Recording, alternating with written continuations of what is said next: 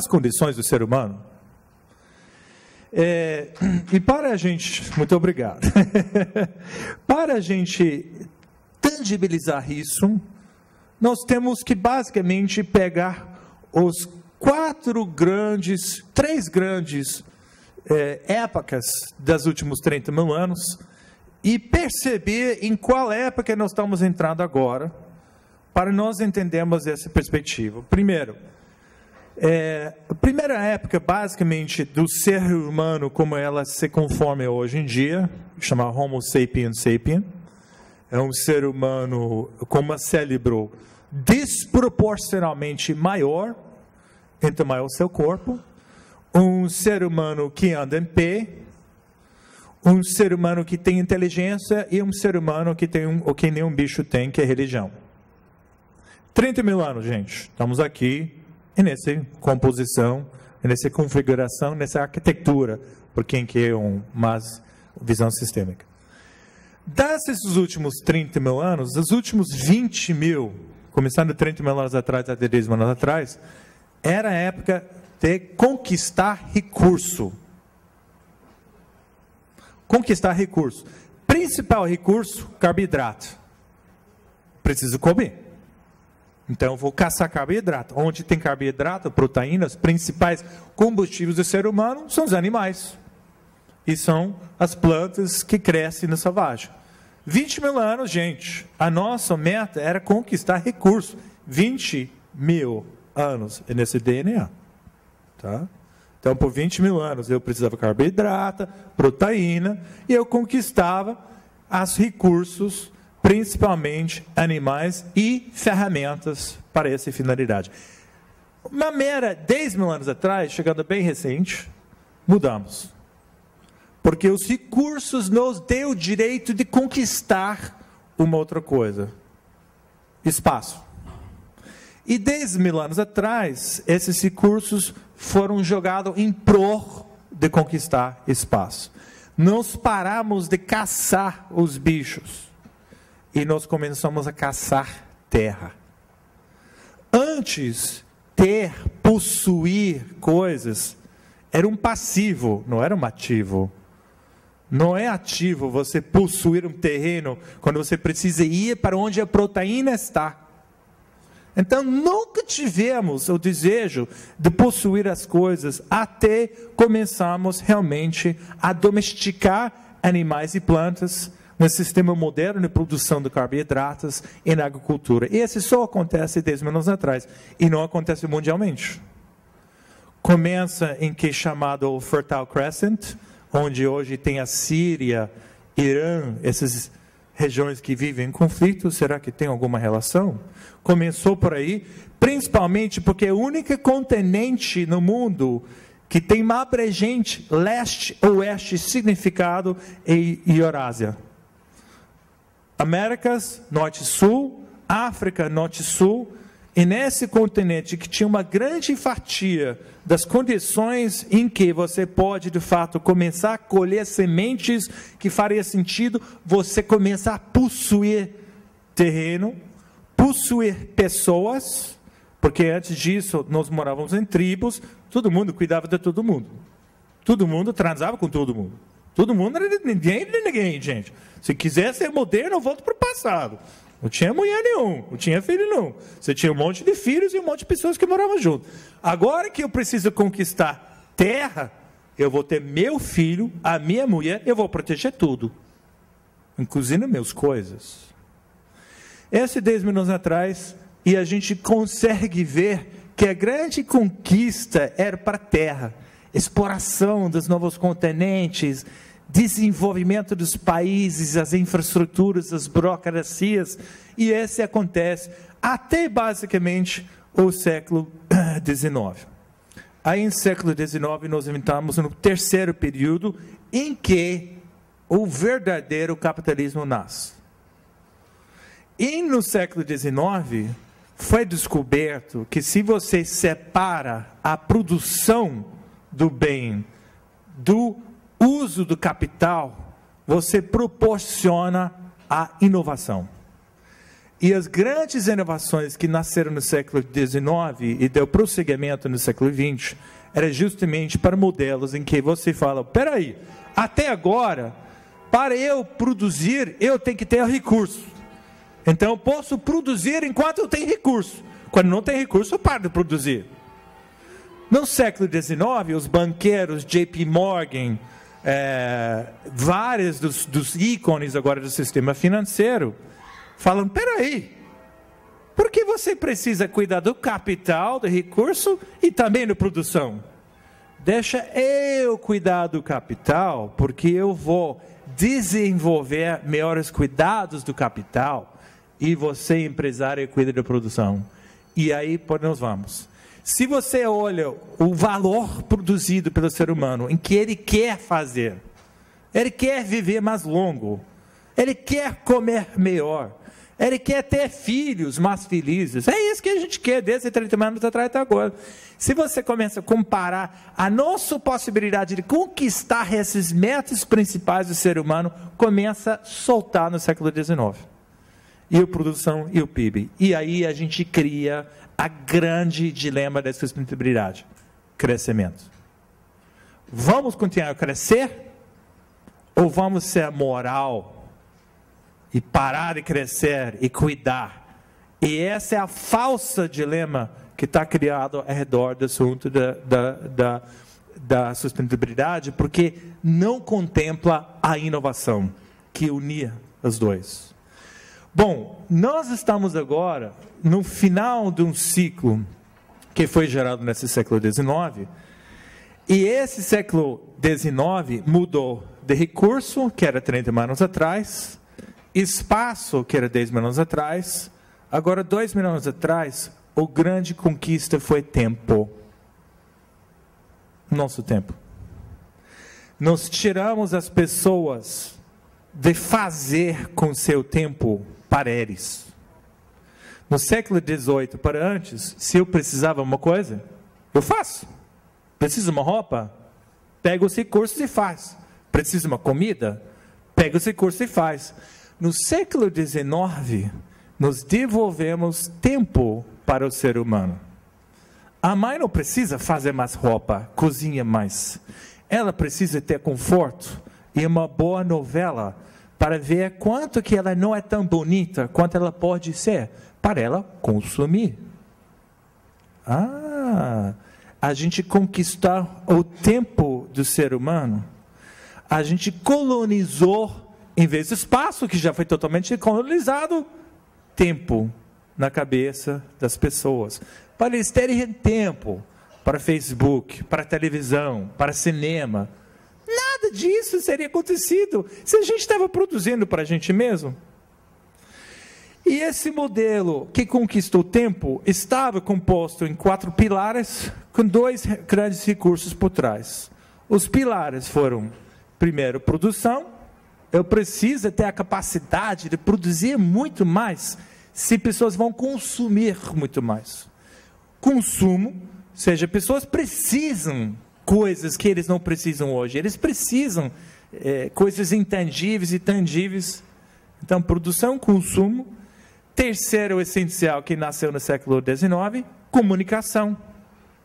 E a comunicação não nasceu no telefone, nem Alexander Graham Bell. Nasceu nos ferrovias, que precisavam comunicar, que é o 4º pilar, que é distribuição, a agenda dos trens. Inclusive, os primeiros fusos horários no mundo não foi criado por nenhum governo, foram criados para as companhias de ferrovia. Eles criaram os fusos horários, porque antes disso, você não precisava de fuso horário. Você vai para um outro lugar em que é muito longe, vai demorar 3 meses para chegar lá, até que chega lá, 5 horas é 5 horas. É só quando você conseguir transportar em velocidades em que realmente o tempo começa a mudar, que você precisa de fuso horário. Os primeiros fusos horários criados para as companhias de ferrovia. Os primeiros organizações, estruturas organizacionais criadas pela ferrovia. Que é o 4º pilar, que é a distribuição. Esses 4 pilares foram sustentados por 2 grandes recursos: capital e energia. ambos barato. Capital barato, energia que no século XIX parece que nunca vai acabar. E esse modelo dos 4, consumo, produção, comunicação e distribuição, alimentado por esses 2 recursos, capital e energia, é o modelo que nós estamos fazendo hoje em dia, uma transição para um outro modelo. Bom, então qual é o 4º modelo? Se já conquistamos recursos, se já conquistamos espaço, né? Ontem o Voyager 2 já está indo no Pluto. O Voyager 2 foi lançado em 1977. Não somente esse espacinho aqui que a gente vive, a gente está conquistando o espaço mesmo.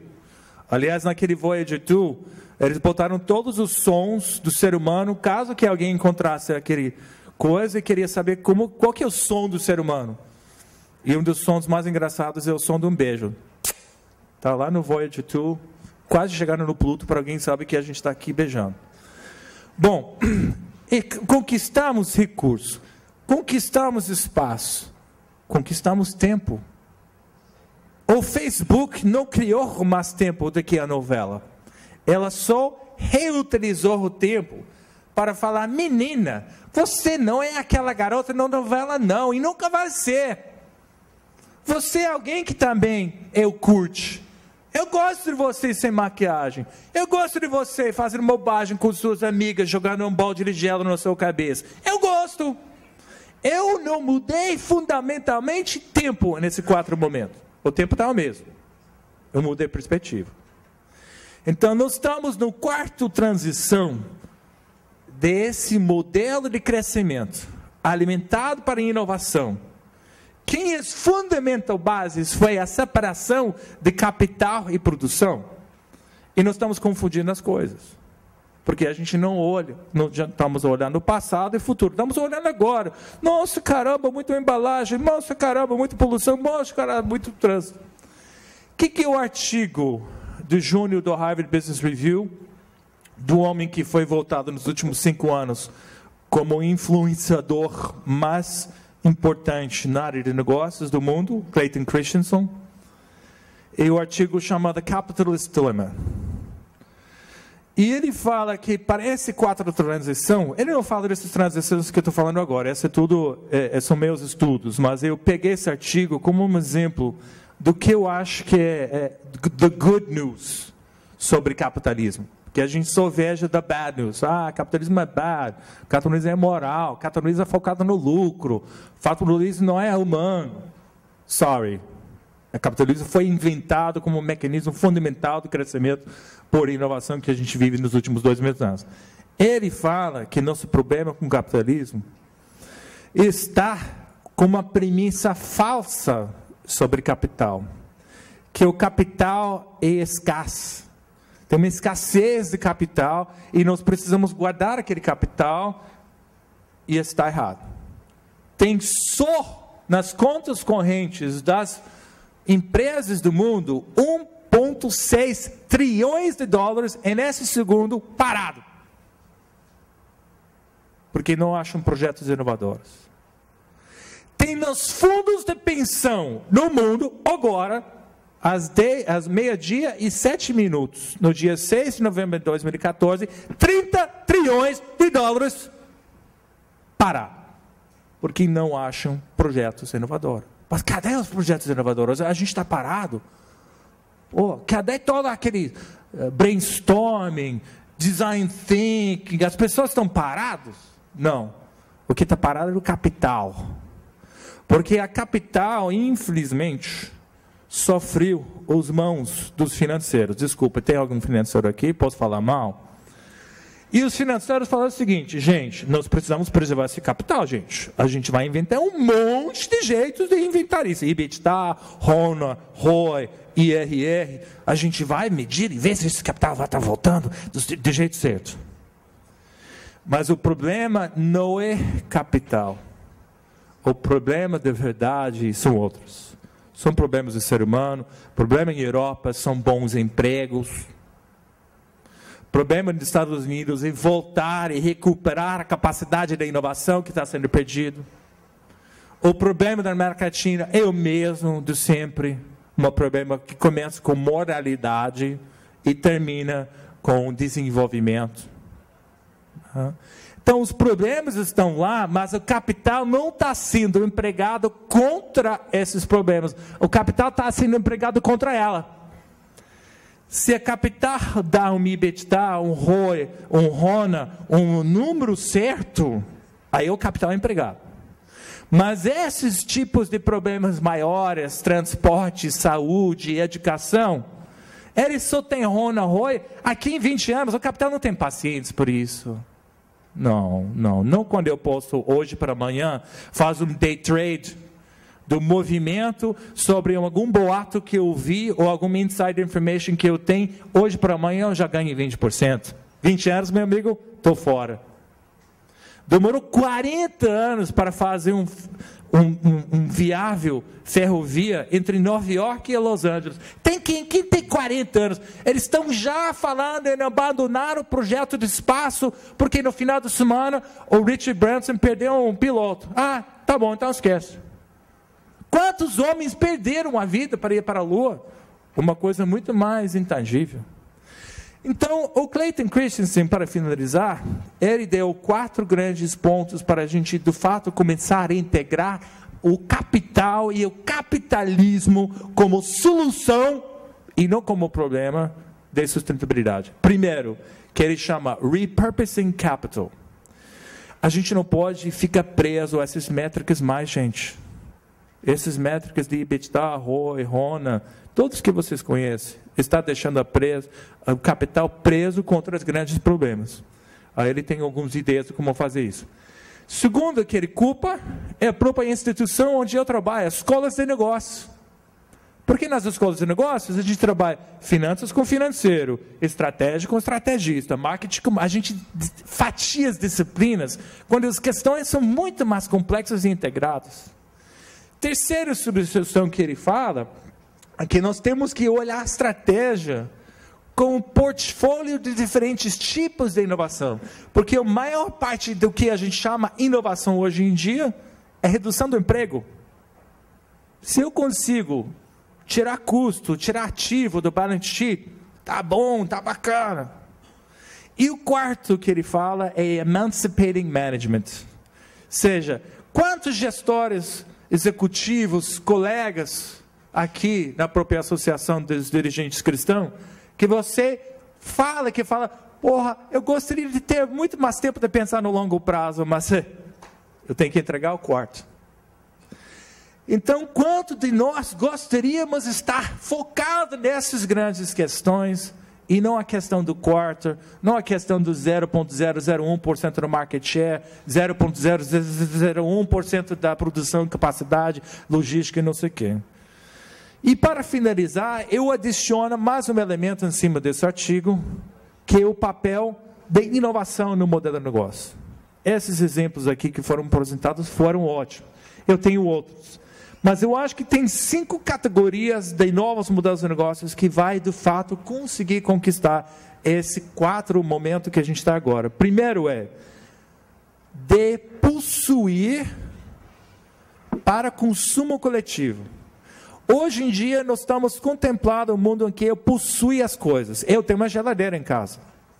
Ela está funcionando o dia todo, para deixar a comida gelada, para que no final da semana, quando eu chego em casa, eu como ela. Eu tenho um carro em casa também.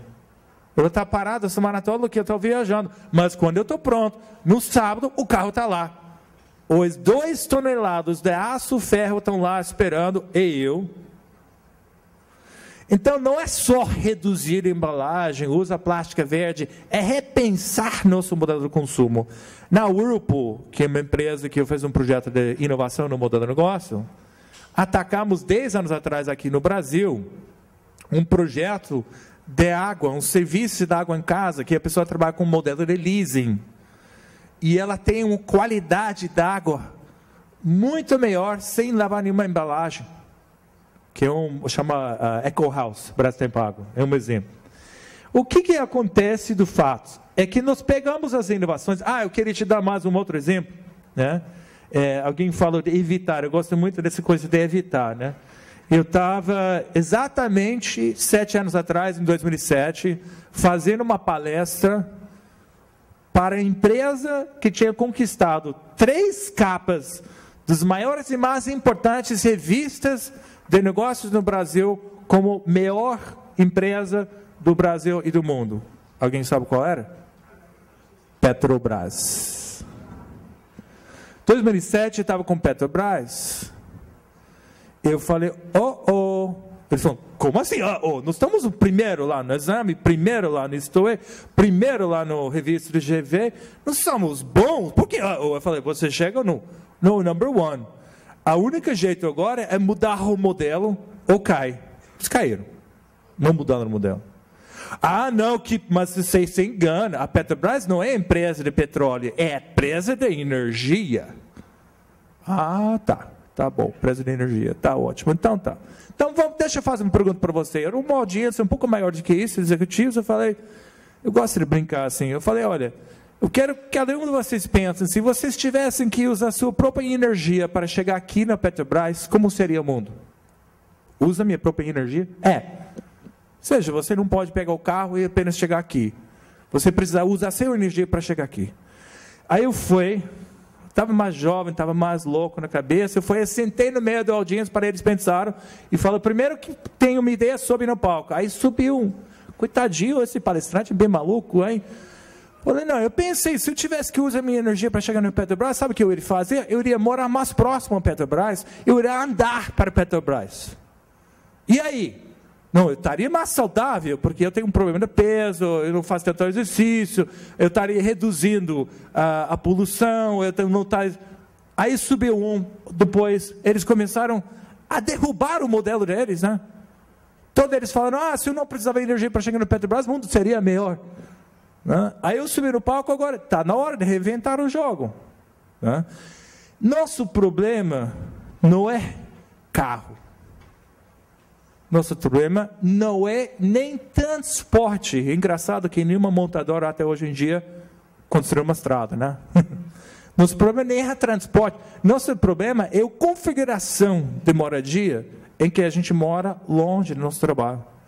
Então, modelos de negócios que evita que a gente precisa deslocar, né? Que está acontecendo, reconfiguração de comunidades, para não precisa se transportar. Modelos de negócios como aconteceu na minha tia, na Arizona. A minha tia mora em Phoenix. Alguém conhece Phoenix? Alguém conhece Phoenix em agosto? Não. Se conhece Phoenix em agosto, você não está aqui, você está morto. O lugar mais quente do mundo. Um belo dia, alguém chega na porta dela, o nome dela é Diane. Senhora Diane, eu tenho uma proposta para a senhora. Quanto que a senhora paga a luz todo mês? Paga $250 e no verão vai por 500 pau. Tá bom. Quanto que a senhora gostaria de ganhar para alugar seu teto? Alugar meu teto? Porque eu tenho um serviço agora em que eu vou instalar placa solar no seu teto todo e você vai vender a energia de volta para a empresa de energia, abatendo conta e provavelmente vai ter sobra. Ela não tinha ideia, ela não foi contra o painel solar. O modelo de negócio que contemplou esse bem não sendo utilizado, procurou ela, instalou as placas solares e ela agora fatura a empresa com quem ela pagava. Inovação nos modelos de negócios é o único jeito de a gente entrar nesse 4 época em que perspectivo vai ser o meu ativo. Muito obrigado pela deixa eu desabafar.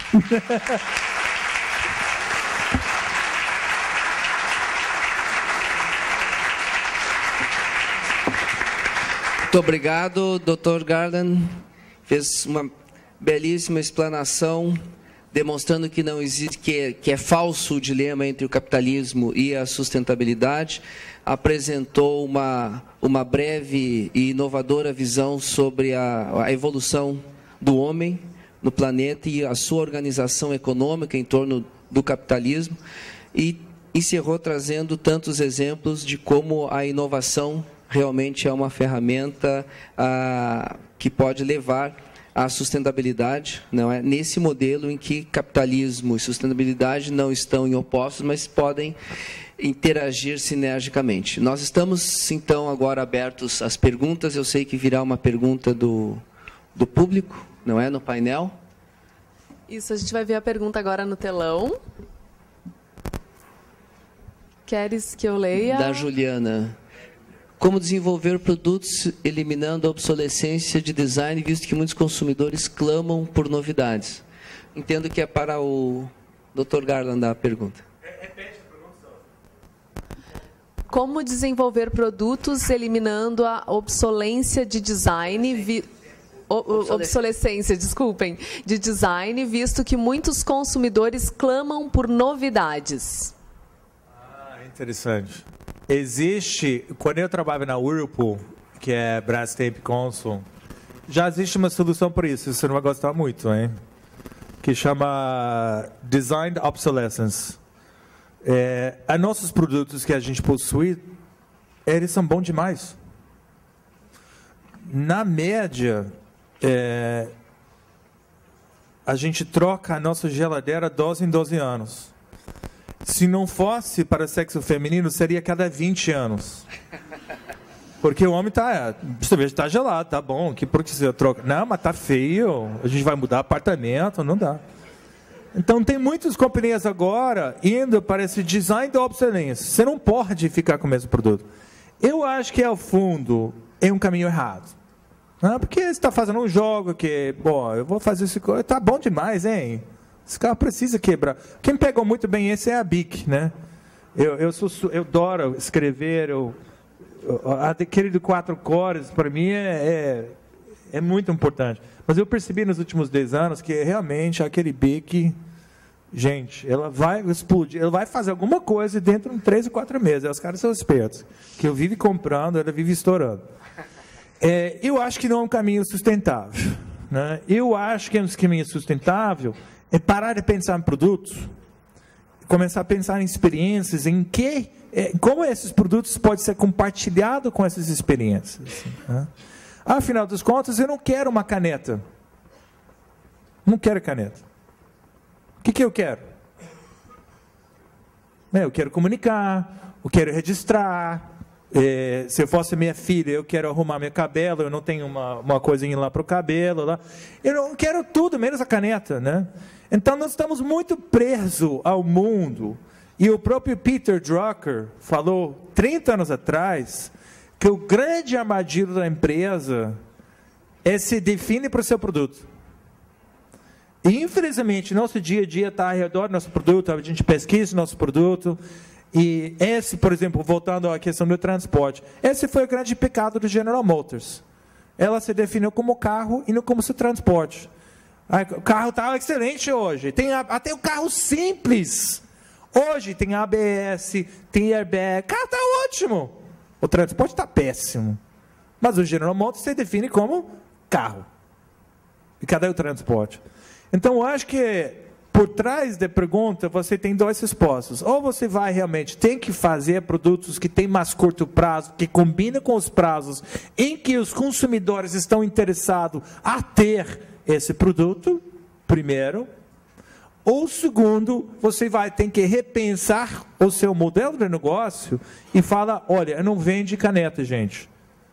Eu preciso entender muito mais a necessidade ou a experiência do cliente, e depois aí vem a questão do consumo coletivo. Eu vejo esse negócio do consumo coletivo um tiro tão forte na pé da sustentabilidade, porque em vez de você fazer embalagem reciclável, reduzir energia, você muda totalmente o formato. Por exemplo, eu vou te dar um exemplo concreto. Eu sou um pai de 2 filhos pequenos, separado, infelizmente mesmo, mas eu cuido deles, não a mãe. Então, sou um pai solteiro que trabalha, que viaja, estou aqui com vocês, estou com executivos, e eu tenho 2 filhos na escola. Amanhã tem a reunião dos pais, eu tenho que estar lá. Aliás, quando eu entro nessas reuniões, é a coisa mais engraçada, né? Que tem 10 mais 15 babás, aí eu entro e falo, o senhor está no lugar errado? Não, é sua mãe também. Mas, em final dos contos, então, eu tenho essa vida dupla, e todas as ofertas que tem no mercado, para mim, são a mesma. apartamento de 2 andares, apartamento de 200 metros quadrados, apartamento não sei o que. Quem pensou numa comunidade, no apartamento, no prédio, para pais solteiros? Amanhã eu ia comprar um apartamento lá, que são outras pessoas que compartilham o mesmo problema que eu tenho, que quando não conseguem chegar em casa para janta, em vez de eles ficarem lá sozinhos com babá ou assistindo o Facebook, o prédio todo tem esse problema. Então eles têm uma sala de reunião que toda noite o quem não está presente com pais brinca, cozinha juntos. Imagina isso, que valor seria para mim, né? Então agora imagina o impacto que isso vai ter para o Braskem, por exemplo. Hoje em dia eu estou lá comprando a minha pacotinha de espaguete, a minha latinha lá de sal, de molho, a minha não sei o quê. Agora o prédio faz um compra coletiva, compra um pacotão de 100 quilos. Pô, aquela embalagem de 100 pacotes de 1 quilo vai para uma embalagem de 100 quilos, vai ser reduzido, eliminado, exatamente o que ele falou. Então, para mim, o caminho é, ou vamos ver que se eu não conseguir me desvincular do meu produto, e eu vou ter que fazer produtos com planned obsolescence. Esse produto não vai funcionar aqui em 3 meses. Se quiser um exemplo, fala com o Sr. Bick. Ou o terceiro opção é ter modelos de negócio que contempla não precisar possuir coisas, que contempla consumo coletivo, né? Basicamente, inovação no modelo de negócio. Vocês querem acrescentar alguma? Isso daí já existe hoje. O exemplo mais claro é o Uber, aplicativo. Perfeito. Consumo coletivo, né? Muito obrigado. Temos mais uma questão? Não, no aplicativo não. No aplicativo não. Nós temos... tem mais uma? A sua pergunta. Sim. Não, então, como nós temos mais 3 minutos aqui para encerrar, talvez eu solicitar que cada um dos painelistas pudesse, em uma frase, 15 segundos, fazer a sua manifestação final desse painel bastante rico e interessante. En primer lugar, creo yo que la pérdida de confianza de la sociedad civil en los líderes de opinión, en los empresarios, la visión crítica que muchos tienen del desarrollo, hay que combatirla. Y un elemento sustancioso que dije resumidamente es cómo construir o reconstruir las confianzas, precisamente, y cómo destacar, sobrevalorar el impacto social que el emprendimiento y que las empresas tienen en cada una de las comunidades. No solo porque satisfacen ese consumo cada vez más requerido por parte de los ciudadanos en bienes, en servicios, en infraestructura, muy creciente a tasas muy grandes, sino también porque puede generar y colaborar a que la calidad de vida, además del bienestar material, concilie con elementos emocionales y humanos que hoy muchas veces no tienen la preponderancia al momento de tomar las decisiones. Muchas gracias de nuevo. Gracias, Bruno. Cristiano? Eu acredito que essa questão da sustentabilidade tem um divisor de águas a partir do momento que nós prestemos muito mais atenção em processos do que em produtos. Nós vimos aqui o processo de locomoção, não produto carro. Ou seja, se prestarmos atenção em produto habitação, não, processo habitação, não apartamento, nós teremos vencido uma série de coisas, inclusive essas questões de design. Você vai alugar cada vez mais e ter cada vez menos, eliminando a pressão por design e um consumo que não é ele que é ele por si mesmo. Ele se termina ali, consumir por consumir. São essas duas, quer dizer, o processo, em vez do produto, com certeza vai reduzir a pressão por matérias-primas, reduzindo essa situação de estresse para os recursos naturais e que invariavelmente vai nos levar rapidamente, infelizmente mais rápido do que nós imaginamos, a um momento, a um no turning point, né? Um momento sem volta. Tá? Muito obrigado. Muito obrigado, Cristiano. Kip? Ótimo. Eu acho que nós estamos vivendo um momento muito especial. Eu estou feliz que eu estou vivendo isso, porque nós estamos fazendo uma volta, né? E se a gente olha o bem documentado a história dos últimos 30 mil anos do ser humano, a gente vê que a gente começou com a grande questão da sustentabilidade, como sustenta. E esse não era um problema de uma região, não era uma coisa regionalizada, África, América Norte, América Sul. Hoje em dia a gente encara os problemas regionalizados. A África é outra história do que Estados Unidos, por exemplo. Mas não começou assim, começou um desafio do ser humano para ela se sustentar. A partir disso, nós realmente conseguimos desenvolver, conquistar recursos, e esse começou a vir uma questão regional, sim, e começou no Oriente Leste e na Ásia, naquelas regiões que tinham essas características em que colher deu muito mais retorno do que caçar. E quando entramos conquistando plenamente esses recursos, esse fez uma mudança para a Europa, principalmente a Europa Oeste, mas a Europa como um todo. E quando nós mudamos de recurso, espaço por tempo, aí entra capitalismo com a separação do capital e produção, plenamente deslocamos para a região da América Norte. Né? Então, nós estamos indo de leste para oeste, da Ásia para meio leste, para a Europa, para a América Norte.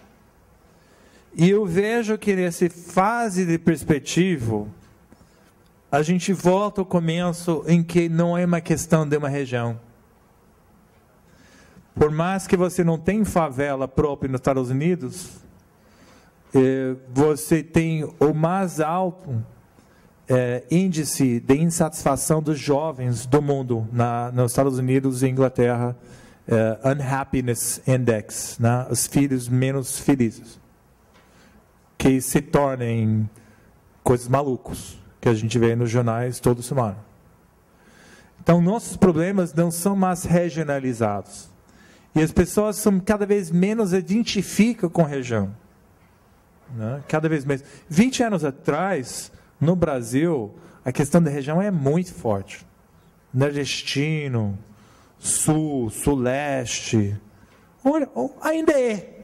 Mas eu acho que nossos filhos se identificam muito mais com as comunidades, com os clãs que eles criam através dessas comunidades sem região, do que eles estão exatamente identificados com.